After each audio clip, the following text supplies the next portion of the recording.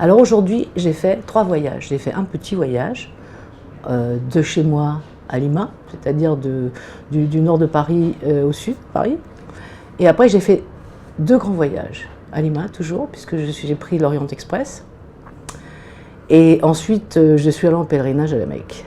Donc, tout ça dans une journée. Bon, c'est un peu fatigant, mais c'est vraiment très intéressant. Alors d'abord, j'ai commencé par l'Orient Express, que évidemment, pour aller à la Mecque, il faut se déplacer et souvent, on prend le train. Enfin, à l'époque, il y a une époque où on prenait le train pour pouvoir atteindre l'Orient. Et c'est une très belle expo. D'abord, on pénètre dans les wagons de l'Orient Express. Donc, on est dans une sorte de film. L'exposition est très bien faite avec des journaux animés, c'est-à-dire que sur les tables, il y a encore les cigarettes qui fument presque, les journaux d'époque qui s'étalent. Dans les cabines, il y a le déshabillé de la dame, le chapeau du monsieur. Les journaux, c'est comme dans Harry Potter, ils sont animés et on voit les grands événements qui se sont passés à l'époque où le train roulait, c'est-à-dire l'armistice, la guerre de 14, des tas de choses comme ça.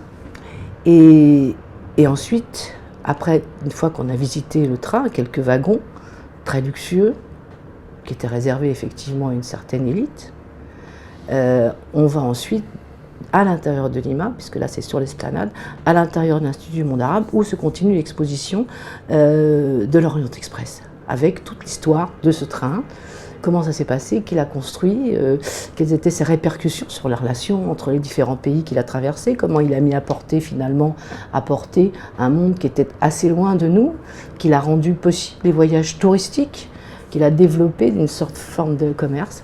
Et puis ensuite, une fois que j'étais arrivée avec l'Orient Express, je suis montée faire le pèlerinage de la Mecque. Donc, en plus, moi, j'ai eu l'énorme chance d'avoir le commissaire d'exposition qui m'a expliqué. Donc, ça, c'est vrai que tout le monde ne l'a pas, cette chance. Mais en tout cas, de toute façon, c'est formidable parce qu'on comprend ce qui se passe. C'est ce trajet qui part de n'importe où dans le monde, puisque les pèlerins peuvent venir de n'importe où dans le monde et qui vont se diriger dans cet endroit qui s'appelle la Mecque, qui est en Arabie Saoudite, et toutes les traditions qui l'entourent depuis très très longtemps, depuis le XIIe siècle, où je sais pas, il y a des objets, il y a des livres, il y a des Corans qui remontent à très très longtemps, il y a des très belles images, il y a des pièces d'art contemporain. Voilà, donc finalement, en une après-midi, on peut aller très loin sans aller vraiment très loin de chez soi. Il faut aller à Lima.